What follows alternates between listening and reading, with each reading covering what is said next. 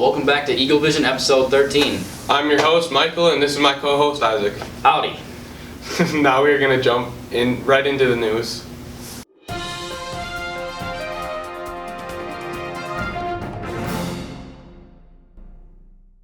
The vending machine, or vendor, as the cool kids call it. Well, let's go figure out what all those kids think about this machine, and what the teachers think too. And let's figure out what's been going on with the vending machines recently. How often do you use the vending machine? Oh, every day. I use it about every day as well, sometimes even twice a day, so. What are the best snacks to get out of it? Oh, I like the white cheddar Cheez-Its. I like the snapped Cheez-Its, sour cream, and cheddar. It's my favorite. Please state your name for the report. Leopold. Alright. How often do you use the vending machine? I use the vending machine every time I have speech, so that's weekly. What kind of foods do you get there? I get mostly sugary things, the Pop-Tarts, sugary beverages. A lot of sugary beverages. Please state your name for the report. Mr. Bratch. Do you ever use the vending machine then? I do not use the vending machines at school. You have kids use the vending machine in class though? I do sometimes have that happen. They ask to go all the time. Would you say it becomes a distraction in class at all? Not typically. Usually I won't let them go until we have work time, or if they go right before class starts. Tends to not be a distraction, but usually it's good. Now that we've had some opinions on the vending machine, let's talk to Mr. Sheely about what the money from the vending machine gets used for and how it helps FFA. Mr. Sheely let me know that this year he has been unable to stock the machines due to COVID. However, the money does typically get used for FFA activities. This has been the News with Tanner. I hope you guys have enjoyed learning about the vending machines. We'll send it back to the studio. That explains why I couldn't get any Pop-Tarts. Yeah, I use that vending machine all the time.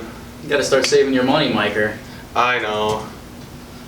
Well, let's move on to Academic Report with Gavin and Landon.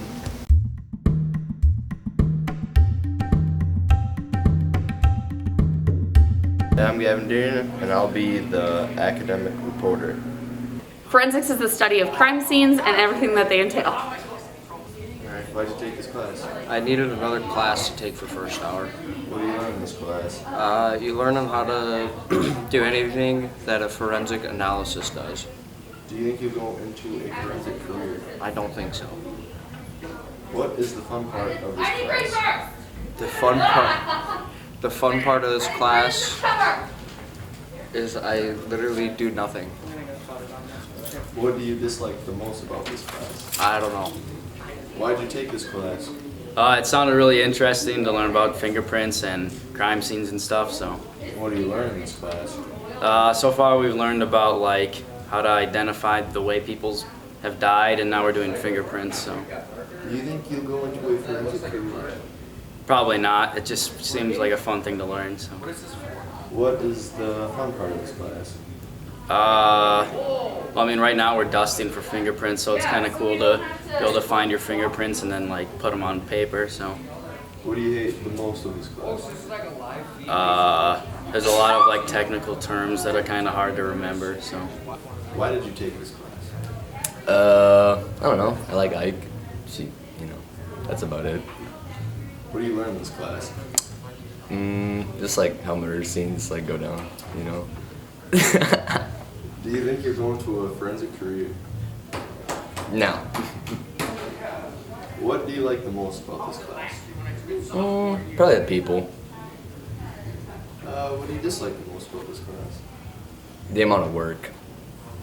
Alright, that's all we got for today in academics. We'll go back to the studio.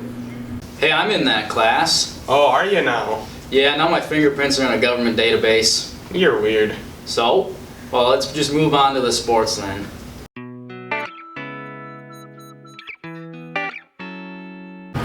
Welcome to Renee Deerin Sports Report, and today we're going to be talking to some of the wrestlers about how their season went, and we're going to be talking to state qualifier Bowden Simon about how he feels state will go and how his season also went. So, being your senior year, how do you think the season went? I think as a team, we did pretty good. We only had a few losses, a couple close ones. I don't know how conference went, but I know we were up there. So. And then, how do you feel about it being your senior year and just being your last year wrestling? It's a little hard since I started when I was 4. 14 years. It's a long time. Right. So, how does it feel to be qualifying for state for the 3rd year in a row? It feels really good. It's what I expected. There's not many people that we have that go to state 3 years in a row, so it's a pretty good accomplishment. And then, what do you think will be different this year from last year compared to with COVID restrictions?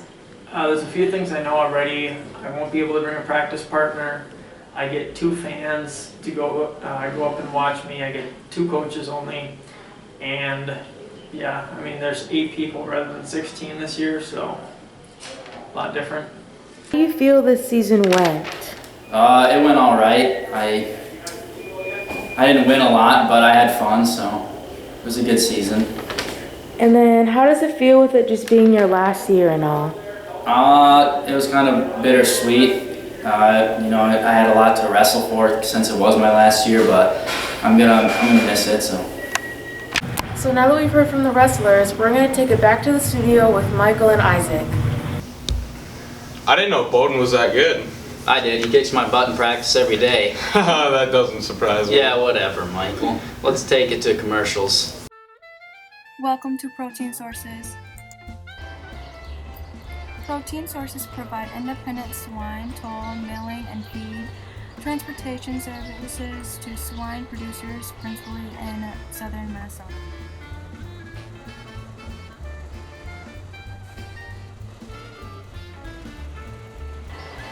You can also find more information on the website proteinsourcesmilling.com.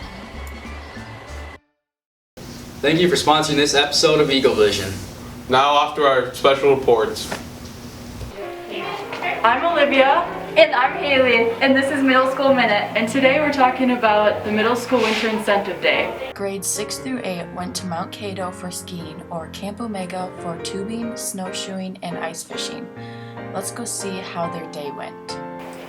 There were a lot of activities out there. We were able to go snow tubing, ice fishing, snowshoeing, and then we brought some board games that we could play inside to warm up a little bit. We went to Camp Omega.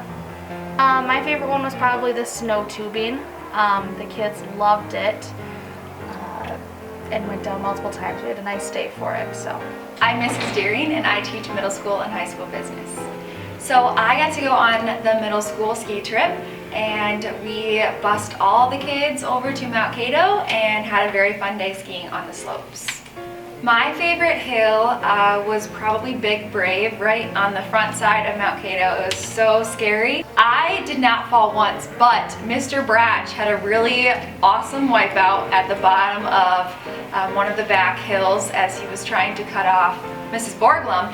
And he wiped out, took a nice tumble, and his skis went both directions, and it was a pretty funny wipeout to watch. Now that we've talked to the teachers, let's see what the students have to say. I'm Allie and I'm in 7th grade. I went to Camp Omega. I went tubing and played games in the shower. Yeah, sometimes.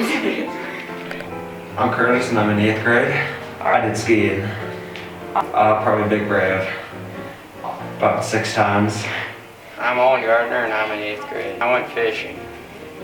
Horseshoe Lake. I caught perch. I wish I could have gone skiing. I know, it looked really fun. Thanks for watching. Now back to the studio with Michael and Isaac. I remember back when an incentive day was the only thing I looked forward to in school. Who had a rough childhood? Yeah, middle school is just not my prime time. I feel that. Now to our next special report. Okay. Hey everyone, I'm Isabella. And I'm Tyler. And this is the Redneck Report. And today we're talking about mudding. So, we're out here. There's 2 types of mudding that we can think of. Either out in a field somewhere or in ditches like this one. My favorite kind of mudding is in a ditch like this in a long stretch of water. What's yours?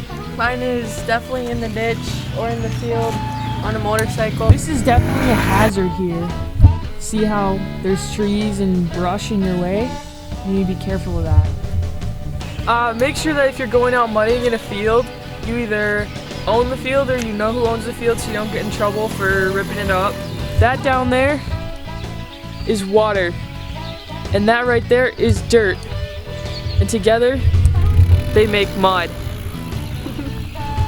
There's a lot of different kind of four-wheelers and ATVs and trucks and maybe a motorcycle if you're feeling adventurous that you can take out.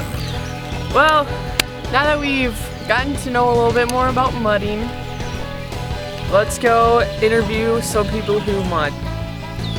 I drive a Polaris four-wheeler. I go down to the Big Cod River.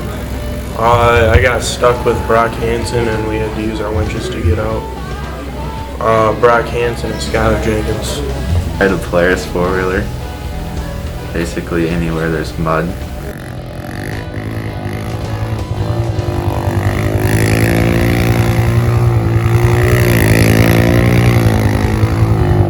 Either my brothers or whatever friends are with me.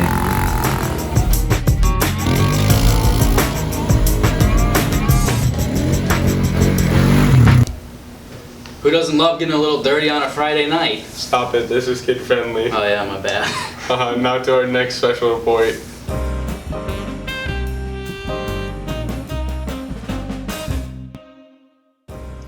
Alright, so here is the lettuce that I will be reviewing today.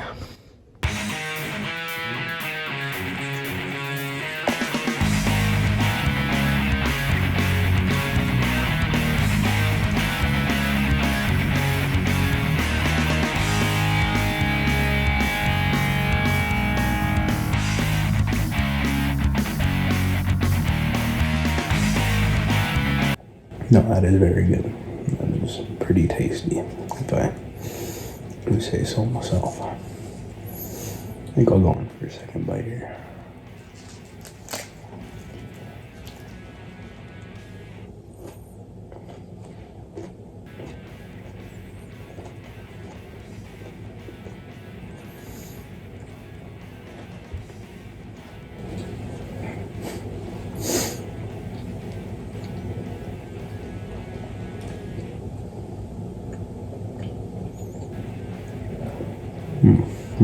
That's a very interesting taste there.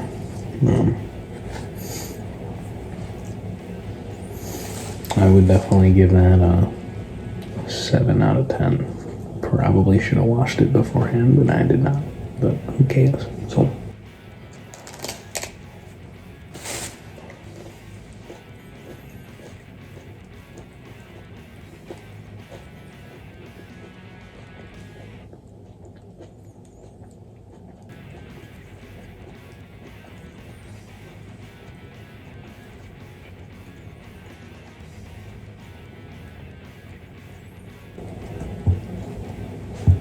Alright, that concludes this week's episode of Haas Eats Things. See you next week. Why did he just eat a head of lettuce? Yeah, what a freak. Well, that was our last report. See you next episode. Thanks for tuning in.